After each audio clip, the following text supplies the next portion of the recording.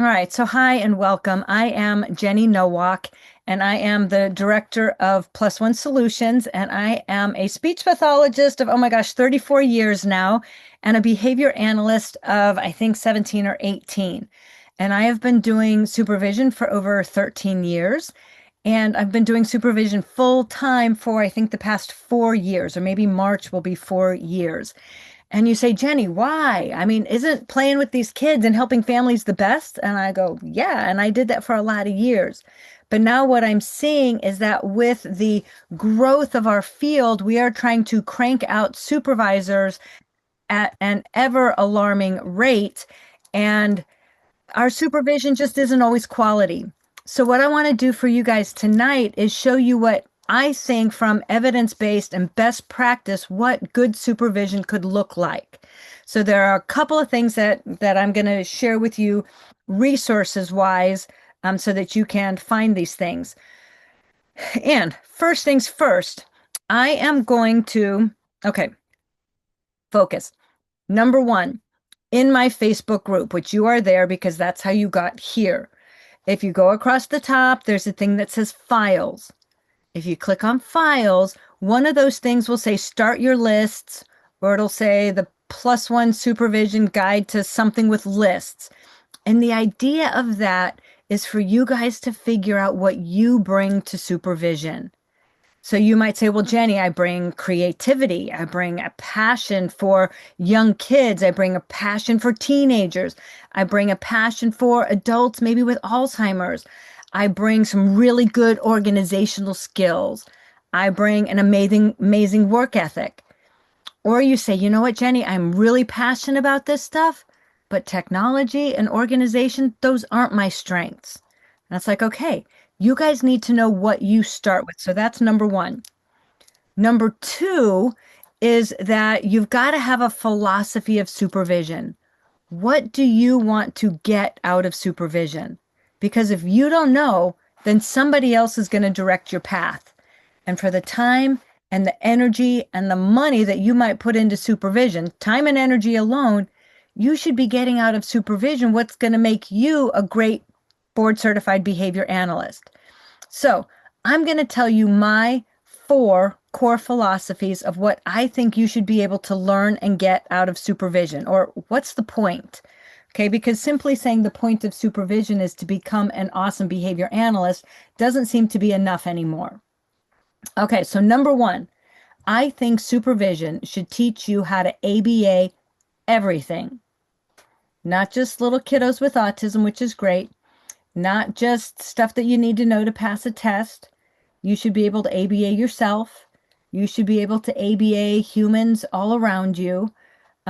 We should be able to look at everything and say, oh my gosh, I know how to make that better. I know how to make that easier. I know how to make that safer. I know how to make that faster. I know how to help you do that less. And we do that through the science and technologies of ABA. Number two, you need to see yourself as a client.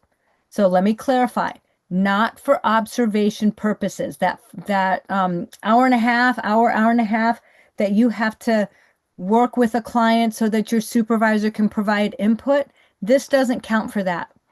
But for the rest of those 100 hours, 130, 160 hours, there's a big chunk of those that you can count yourself as the client. I've got my Cooper book, second edition, because that's how old I am, and it's chapter 22, talks about self-management. So go find self-management in your Cooper book and read it, and that is self as client. Guys, if we're not using our science to make ourselves better, faster, easier, safer, whatever, or do something less or whatever, then we're not directing our ABA in the right direction. Okay? There are so many things that I have ABA'd in my life, and I'm going to show you all my trackers and show you that. But so learn how to ABA yourself, because there's another part, I believe it's in our code of ethics, where the board says, I can't send you out there to work with other clients when I'm not convinced that you already know how to do this skill. And the board has clarified that everything I teach you should be related to a client. So where in the heck do you get to practice this stuff? Well, when you see yourself as a client, a human that would benefit from the science and technologies of applied behavior analysis, then you can practice these things on yourself. You create testimony after testimony after testimony. You create data, programs, graphing, all the things that we need to create, and you practice it on yourself before you go out there to all those other people. Okay, so I think number 2, supervision should teach you how to ABA yourself. My philosophy number 3 is that supervision should teach you how to be the consultant, not a behavior technician, not an implementer, a consultant, because that's what I get paid to do. And my job is to teach you how to be a board certified behavior analyst, not an implementer. So how do you do fidelity checks? How do you do teaching and training and overseeing people who you've taught? How do you write good programs and do fidelity of implementation checks? So all of those things, and I will give you a little tidbit that if your supervisor isn't using radical behaviorism and private events to teach you how to be both the implementer and the consultant at the same time, then you're missing out on a lot of hours. What you do and what your job description is not the end all be all of where you count those 2,000 hours. You have to separate that out. So even if you're a behavior technician, but as you're going in there and you've got your tablet and it tells you all the different parts and pieces, the steps of the program that you're supposed to run, and you go, I'm doing it. I did step 1. I prompted, I modeled, I reinforced. Yay, I did step 2. I did step 3. I prompted, I modeled, I reinforced. Yay, I did step 4. You're doing a fidelity check. That's not an implementer skill. That's a highly trained professional board certified behavior analyst consultant skill. So even though your job may be paying you to be a behavior technician, you should be counting those hours as behavior consultant, unrestricted hours, fidelity check. Okay? So learn to be the consultant, regardless of what your job title. I've had nurses, I've had parent coaches, I've had educational coaches who help freshmen not flunk out of college. I've had HR people. I've had case managers all do the consultant role while they were doing their job description. So if you're not sure if you can ABA your job description, shoot me a message either here or through the Facebook group, and I would love to talk to you more about what you do and tell you how to do that as a consultant, not an implementer. And then the 4th thing that your supervisor or supervision should be teaching you how to do is become the supervisor. Guys, because that's what we do. You are going to supervise or train and oversee all the people. A behavior technician, a teacher, paraprofessional, a parent, perhaps sibling, child. All of these things are overseeing other people implementing the program that you wrote. So your supervisor in supervision should teach you how to audit proof all of your hours, which is one of the big reasons why I don't use the app for that. Now, there are some decent apps out there. I haven't seen a good one yet, but MentaTrack's latest update might be getting us closer. But I'm going to show you some of my trackers so that I can talk to you about this point of learning how to be the supervisor, and that trainee that's going to come up underneath you. You can't rely on an app for that. You've got to be able to teach them when Google fries and we're back to pencil and paper and Excel trackers. You've got to know how to make these things work. So let me show you how I do that. My trainees joke, but not really. I'm not into, what are those things called? Tattoos. There it is. Find the word. I'm not into tattoos, but if I had them, personal choice, this one would say 7 dimensions, and this one would say, where's your tracker? Because that's my answer to just about everything. So let's go to my website. You guys have seen my website. That's probably, actually, I have no idea anymore. You guys might have come from Facebook somewhere, but my website is +1solutions.com. And I'm going to show you how to get here to show you how I audit proof your hours. So if you go to my services tab and you come down here to ABA Supervision and you come to monthly subscription, Don't join the waiting list, although you can, and I'll send you stuff probably once a year because I forget that thing is there. But scroll down and you'll see this list of audit proof tasks. So this is where my trainees come in and find all of the important stuff that they have to do every month to make sure they're collecting the paperwork that the board says, hey, you've got to collect this and save it for 7 years. Okay. And if you click one of these green preview buttons on the right, it'll bring this thing in here where you can actually click on most of these things. So I don't know why it doesn't let you just preview those 4, but that's okay. I'm very generous with sharing all of this information because I think it's solid and evidence-based. How cool. I just saw a typo. Oh my gosh, I've been using this for 4 years and just saw the typo. I know. This is Jenny, highly caffeinated. At the end of my day, you guys, when I'm getting ready to head into another 3-hour meeting when we're finished with sharing with you guys. So let's just go through what's in here. There's all these little tabs, and I'm going to pick your hours tracker because you guys know that your hours tracker is one of the most important forms that you guys got to master. Somewhere you've got to track all these hours so that if you get audited, you can prove to the board you really did collect those 2,000 hours. So in the web portal, there's a consistent format. There's a green box that says find your tracker here, and this has all of your information on it. There's Jenny's not so legal words of why I think this thing is important to do it this way. And then there's a training video that is yours truly taking 12 to 15 minutes to explain to you how to actually fill this out again and again and again. We will go over this in supervision as many times as needed. But I have an international practice. I've done Japan. I've done Australia. There you go. I've just all over the place. Wonderful folks in wonderful places. But we're not always on the same time zone. And we definitely don't always work the same schedule. So when you're at your house and you want to say, oh my gosh, what did Jenny say about filling out that tracker? You can come in here and click this little training video and it will walk you through it. And it will be there for your Prove It tracker, your observation tracker, your daily task analysis tracker, all of these trackers. And you're like, Jenny, too many trackers. I'm like, I know, but they're all really important. So let me click on an hours tracker and I'm going to show you how mine works and why I don't use the app for that. So in your hours tracker, there are things that the board says we must produce certain amounts of information every time we meet. So in my trackers, lots of things have headings. Who are you? Who am I? Where do you work? What's your supervision type? This is all stuff the board says you have to write down. What's the date? What's the client?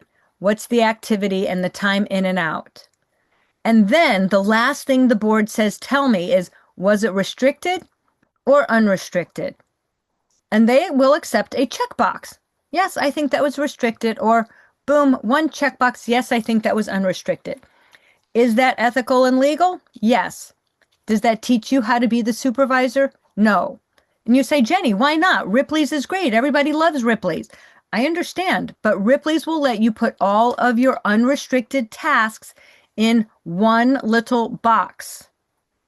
But the board says unrestricted tasks are all of these things. And so if your supervisor doesn't require you to split these things out and look at your day and look at your hour and look at your half hour and look at your 15 minutes, then you don't get the benefit of learning what all of the unrestricted consultant activities are that you'll be required to do as soon as you sign that contract and go get a job somewhere after you've passed your exam. So I have my trainees actually break it down. And again, I'm not too concerned with what their job is. You can be a behavior technician and do informal assessment. Wow, I saw Junior yesterday and yesterday and yesterday, and today we are having a horrible day. Why is this not working? That's assessment. And you may spend 5 or 10 minutes figuring it out and asking mom or texting whatever tech had him for the prior 2 hours. And why is Junior off today? That's assessment. And then, even as a behavior technician, you're going to say, oh my gosh, what do I do about that? How do I help get this kiddo back on track? Back to happy, relaxed, and engaged. Back to repairing where we can make things go forward instead of sliding a slippery slope into a temper tantrum that's going to last for half an hour? How do I repair this situation? Do we need bathroom? Do we need snack? Do we need rest? Do we need maintenance activities instead of acquisition activities? All sorts of stuff. And that 5 to 10 minutes you would put under program design. And all of this includes monitoring your data. How do you know that junior's off? Because this thing that's been running 65, 70, 65, 70, 65, 70%, today is at like 20%. We're struggling. So I am monitoring past data as well as current data, and even trial by trial data. I have an expectation of what it's supposed to look like, and we're not matching that. We're not making it. Or maybe things are going crazy well today, and what's usually at 60% is now at 100. I want to be able to replicate this day. So this 5 minutes is going to go under monitoring data. And if you think about it, I don't know if you guys are behavior technicians. I don't know what you do. But as a technician, you're probably running, I would say, a minimum of 10 programs a day. And if you see this kiddo for 2 hours, each of those 10 programs, you should probably run 3 times. And when you pull each of those 10 programs out, you're probably spending 5 minutes assessing. Well, 5 times 10, that's 50 minutes. Now, you'd have to prove this out with some good data collecting over a couple of days. That program design that you said, wait a minute, maybe I could try more snack. Maybe I could go back to maintenance activities, and you do that for 3 to 5 minutes over 10 programs, that's another 30 minutes. We're now up to 80 minutes of assess and design, and then you throw 2 minutes of monitoring and collecting data. Well, that's 20 minutes. 80, 100, 130. I don't do math, guys, especially not at this time of day. But you've now taken what looks like an RBT job, and through private events and some good consultant skills and fidelity checks, which is what all this stuff is, you've made it now become unrestricted consultant hours. Let's talk about some more of these things over here. Overseeing people. So if you've trained somebody else to implement your program, whether that's a parent, a paraprofessional, or yourself as the behavior technician, and you can step back and do a fidelity check and say, did Brittany do step 1, 2, 3, 4, 5, 6, 7, 8? And you go, yay, good job, Brittany, you sure did. Or you go, no, I missed a couple of steps. And I didn't prompt least to most, I prompted most to least. And I didn't provide reinforcement within 3 seconds.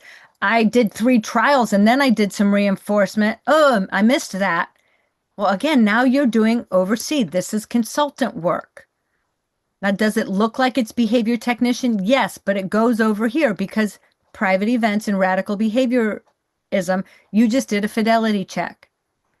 And I'll give you the form for that and you write it up, and now we have the documentation. So if you're using Ripley's or some app that just says restricted or unrestricted, you might tend to think, well, I just implemented a program all day. And for me, that's not good enough because that's not teaching you what my core philosophies about supervision, create the supervisor, create the consultant. It's not going to get you there. Okay, so this is my hours tracker that I have you use. Now, let me take you back to my website and show you 2 other trackers that will bring all of this together so that you can really audit proof everything that you're doing. This is going to combine self as client and all of this stuff of writing a program and tracking your data. Okay, so your daily tasks, task analysis, tracker. I know too many words, okay? But again, here's some words, here's your tracker, and here's a video. So I'm going to show you this tracker. And you go, wow, Jenny, that looks like a data sheet. And I'm like, brilliant. Yes, it does. It looks like a data sheet. We have a goal. Cameron will feed and water 9 horses daily for 365 days a year in less than 45 minutes per day. You go, what? And I go, yeah, Cameron's got a farm, and we were working on self as client, but also some OBM strategies so that she could line item this stuff out and hire a farmhand and then manage and monitor the farmhand using some great ABA. Okay. So, but again, if you look macro, we've got a goal, we've got date, we've got time in and out, right? In less than 45 minutes. So I need to know how long. We have all of the steps of what it takes. So whether Cameron's doing it or Cameron needs a day off and supervisor Jenny or farmhand Bobby, the boyfriend, comes in and does this stuff, and we track all of this data. And this may seem like a random little zero in here, but it was actually a bit of a disaster, and we wouldn't have caught the disaster if she wasn't tracking the data. So this probably looks no different than Junior will feed himself 9 bites of green vegetables 365 days a year in less than 30 minutes during mealtime. So what we're doing is we're taking things that Cameron does all day long, or that Brittany does all day long, or I can't see who else is here. Stormy, are you here? Right, stuff you do all day long. And self as client, we're going to start gathering the data and ABAing and systematizing this thing.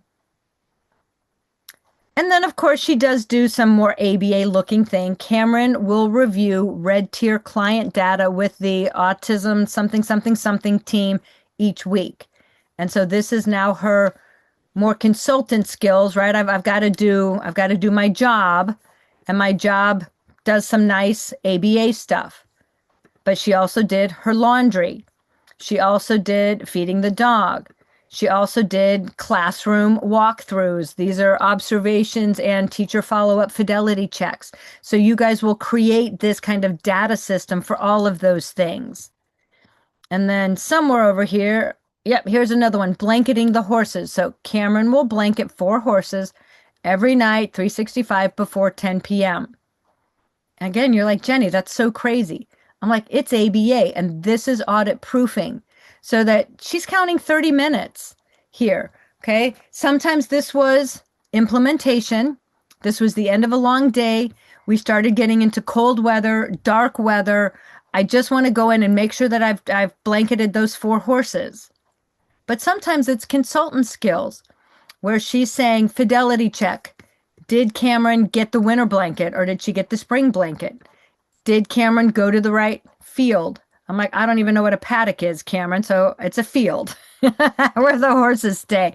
Did she open the gate? Did she close the gate, right? This is looking at your farmhand to make sure your horses aren't escaping at night.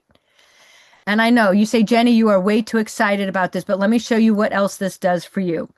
I'm going to take you to our 3rd tracker, because these 3 trackers form this beautiful foundation of making sure that you're learning how to be the consultant. You're doing the fidelity check, you're tracking your hours, and now we're going to prove good ABA through this tattoo, yes, of the 7 dimensions. So here's your prove it form. There are those words that tell you how to make this thing work, and then there's another training video in case I'm not available when you want to see this thing. And boy, look at this. We says Cameron has a farm and needs to maintain all of the farm animals. So here's our 7 dimensions. Start with behavioral. We target observable and measurable behaviors. Your little prompt question is, what am I looking at or for, and how am I going to measure it? And here's that same goal. Cameron will blanket 4 horses every night before 10 p.m. So if the board wants to say, well, how do I really know? I've got some steps, I've got some data, I see it on your hours tracker, but how do I really know it's good ABA? Well, if we go back to Bear, Wolf, and Risley, 1968, and then they redid that lovely study on the 7 dimensions, 1988, the still current 7 dimensions, hopefully you've read those at university, they said the thing that makes us different from all of the other service professionals, but also from the research arm of behavior analysis, and what makes us an applied behavior analyst, is that we apply the 7 dimensions, these 7 dimensions, to everything that we do. And so I have my trainees, this is our case conceptualization, go through everything that's on their hours tracker. And yes, everything. Now, once you've done it once, you don't have to do it again.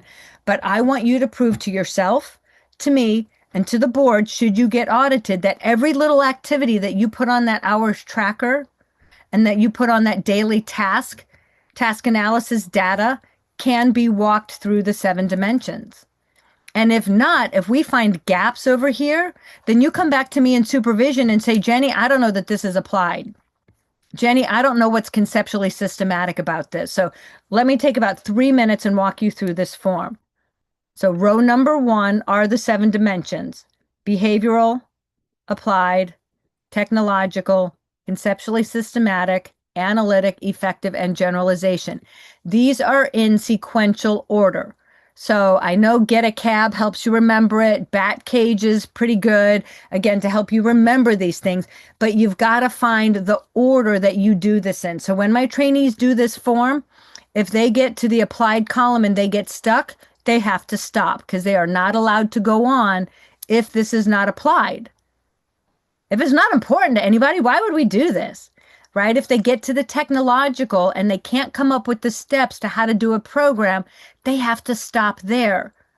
And this is what makes this so beautiful at learning how to audit proof everything that you do. So let me walk you through it. The behavior, Cameron's going to blanket those 4 horses. Who's this important to? To Cameron, keeps the farm running. To the horses so that they stay healthy. And the vet, I challenged her on this one. No vet bill, or does the vet want a bill? It might be important so the vet's not coming out at 2 and 3 o'clock in the morning when you've got a horse with a cold, if that's a thing. But they do want their bill. So yes, this is socially significant. Now, what about technological? That says that the procedures that we use are described accurately and clearly enough. Where's it written down so that if Cameron's out, somebody else can do it? Well, we go right back, and I think you guys can probably see that this links you over to that daily task analysis that you just did. And I go, yay, that makes me so happy. I just find data and it's right there. The next one is conceptually systematic, right? That our interventions and the parts and pieces that we use are consistent with the principles demonstrated in our ABA literature. So what interventions? And usually your test content outline 6 that we will track off of will be linked right here. So if you're not sure, just click it, open it, and find something that says, oh, reinforcement, taking data, doing fidelity checks, looking at our graphs and interpreting them, prompting the farmhand. This is a chain. You have to blanket the horses in order. And when things are off, we use shaping to get Cameron and the farmhand better at these things. So we have some really good ABA strategies that we're using in this program. Then analytical, I don't know that she's got a graph on this one because this is not hers. This is my sample. In her drive, this has a graph on here. In her drive, we can look at all the data and we can look at the trend lines, and all of that is just right here on that same daily task analysis tracker. And then generalization, where else can I use these skills? Well, other farm chores, other horse stalls in town with those 20 horses, with mom, her partner, and the farmhand. So other people, other places, other activities all use this same strategy.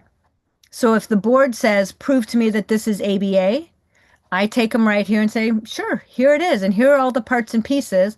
And I would challenge you to challenge me or Cameron that this is not ABA. I know I went through that really, really fast. Okay. But so where I started, let me stop sharing.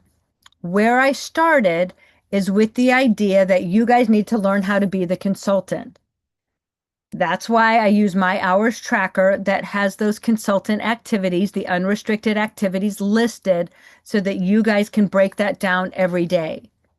Then we took it to the daily task analysis tracker where we put all those 20 steps in there. We did the operational definition and the goal that's observable, measurable. We collected all the data. We made it written down so the steps were there. Then we took it through the 7 dimensions, behavioral, applied, technological, conceptually systematic, analytic, effective, and generalized. And now you have this beautiful 3-pronged tracker system where everything's written down for you. You know how to be the consultant. You know how to ABA things that maybe don't look like autism therapy. And you've learned how to prove that whatever it is that you're doing, that you've ABA'd it so it counts towards those 2,000 hours. That's what I think you guys should be getting out of supervision. So again, I don't care if you come to supervision with me or not. I'm licensed in a handful of states. There are a handful of states that you don't need licensure for, but I want you guys to be best equipped to go talk to whomever, even as a behavior technician. You might be able to take that 5% RBT implementation supervision and easily transfer it to 5% consultant supervision just with a good conversation with your supervisor. And my gosh, if you can get this stuff for free, why would you pay me to help you do this? So those are the things that I wanted you guys to get out of how to find a good supervisor. Um, that's the end of what I have to share. Do you guys have questions? And you can just unmute yourself or you can put them in the chat and let me know what questions that you have from what I've just shared with you. Anybody? Anybody? All right, there's Um, Miss Brittany. What you got for me tonight? I was wondering about licensing and what states you're licensed in. And that's great. Stormy just asked the same question. Yes, I am licensed in Louisiana. Where are you, Brittany? That might be easiest. North Carolina. Yes, I am licensed in North Carolina. So I've got both those states covered. Um, I know. Yay, whoop, whoop, whoop. Stormy, Louisiana was hard, man. They made me take a test over your laws, a jurisprudence exam. I was like, oh, what? But my sister's a lawyer, so I knew that jurisprudence meant legal stuff. And so I was on vacation one day and I spent about 3 hours reading all your laws, and then I spent an hour and a half taking your test. And so now I am legal and licensed to supervise in Louisiana. Um, Beautiful, beautiful. Yeah, fantastic. I love that. Um, I still have about 10 minutes, so I think what I would love to do if you guys are interested enough that you hung out through Jenny's really fast all of that, I would love to stop recording for a minute